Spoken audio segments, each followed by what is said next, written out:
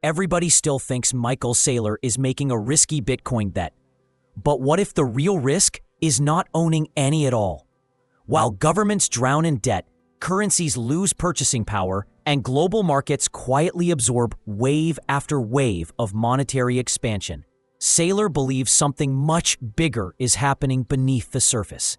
Not a trade, not a cycle, a complete repricing of what the world considers valuable. And here's the unsettling part. The institutions most people trust to protect wealth may already understand this shift better than the public does. Blackrock is moving. Corporations are moving. Sovereign conversations are starting. Meanwhile, most people are still waiting for permission to take Bitcoin seriously. Saylor says this isn't speculation anymore. In his view, Bitcoin may simply be the only rational response to a financial system that mathematically cannot stop expanding. And once you understand the logic behind that, you start seeing the entire decade differently. Listen carefully to what he says next. My advice to anybody would be figure out how to do something nobody's ever done before with tools that were never available to your parents. So are you trying to do what your parents did in the way they did it with the tools they used? Not a good idea. I think there's going to be an explosion in prosperity because 1 billion robots will do all the work. 1 billion cars will drive themselves. We'll produce infinite entertainment, infinite drugs, infinite education, infinite stuff. If you can stamp it out with a factory or a robot, will produce it. And then I think you'll just see probably a socialist wave of entitlements where you'll start seeing universal health care. I mean, we already see it right now. Universal health care, universal basic income, universal housing, universal entitlements to transportation, public transportation. Fill in the blank. Most people still think Bitcoin is just another trade, another risk asset moving up and down with headlines. But Michael Saylor is arguing something far deeper, that Bitcoin may actually be the missing economic protocol modern civilization didn't realize it needed. And whether you agree with him or not, the logic behind it is difficult to ignore, because throughout history, every powerful civilization was built on protocols that people could trust. Language with integrity, mathematics that doesn't change, scientific laws that remain constant. Without those systems, bridges collapse, economies fail, and societies eventually break apart. Saylor's argument is that money works the exact same way. If the system storing human energy can be endlessly manipulated, printed, inflated, or politically distorted, then long-term thinking slowly dies. Families stop saving. Nations stop planning. People become trapped in survival mode. And this is where the debate around Bitcoin becomes far more serious than price speculation. Saylor sees Bitcoin as digital capital, a form of engineered scarcity designed for an age where AI, automation, and governments are reshaping everything faster than humans can psychologically process. Critics call it dangerous optimism. Supporters call it the next monetary evolution. But what's becoming harder to dismiss is the pattern itself. The strongest systems in history were usually the ones that conserved energy, truth, and trust better than the systems before them. And according to Saylor, Bitcoin may be attempting to do all three at once. Listen very carefully to what he says next. Bitcoin is digital capital. It is the digital manifestation of economic scarcity. So if you want a functioning economy, right? Actually, if you want a prosperous civilization, there are certain protocols you have to develop. One of them is language protocol. It's conservation of communication or clarity of communication. Can I tell you, that north beyond the mountains, there is a land of plenty? Or can I explain to you that you can eat that vegetable, but this one will kill you? You need a communication protocol, and it needs to be conservative. That is to say, if I tell you that's good, but I really meant bad, and if I tell you this will kill you, but I'm lying to you, the civilization breaks down, right? You have to have communication protocol with integrity. there are many, but whichever one you settle upon, in this case, English, which is what we, for the most part, settle upon, it needs to have integrity. And if you have a protocol with integrity, you can create a civilization, a market, you can cooperate, you can send your kids to school, you can work, you can create things, you can share, you can trade.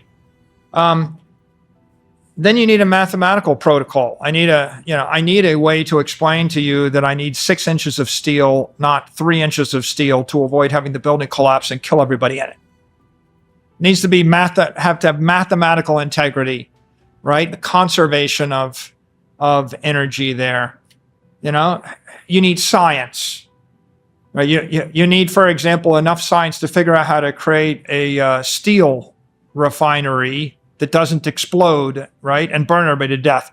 And if you figure it out, then you can create guns. And if you figure out the guns and you figure out the germs and you figure out the steel, then maybe you're going to actually rule the world. So scientific protocols, language protocols, mathematical protocols, these things matter.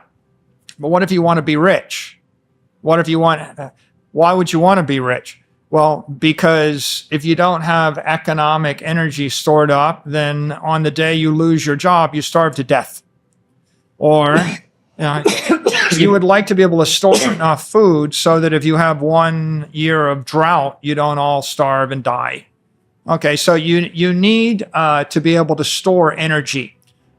Animals store organic energy via fat. Fat is organic energy and organic battery. If you take away the fat, you're a type 1 diabetic.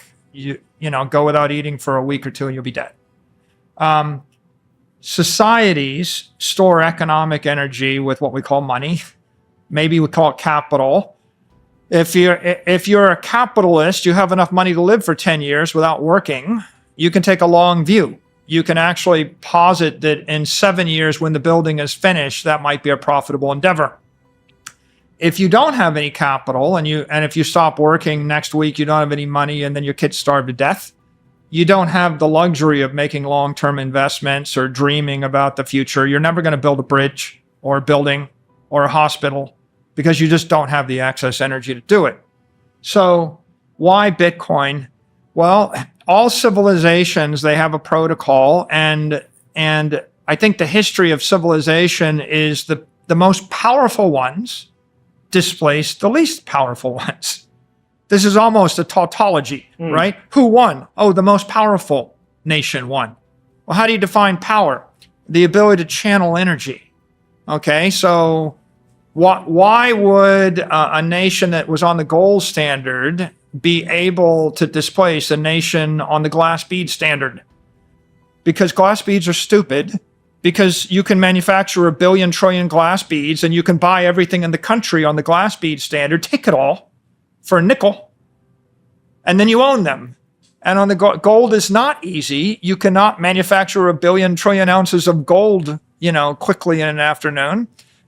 There is no gold factory.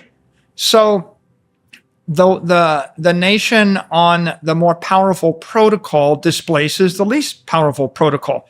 And it turns out that bow and arrows are better than fist, and bronze is better than wood, and iron is better than bronze, and steel is better than iron, and explosives are better than steel, and cannons trump, masonry. And, if you study what happened in the New World when the Spaniards showed up, the fact that they had explosives and they had gunpowder and they had steel was very helpful. So Bitcoin simply represents the highest form of capital that the human race has yet to discover. We've been on a journey, and gold reached it reached a stable point, and it was the highest form of portable capital for a while. But in the 20th century, gold wasn't fast enough. It was too slow, too heavy.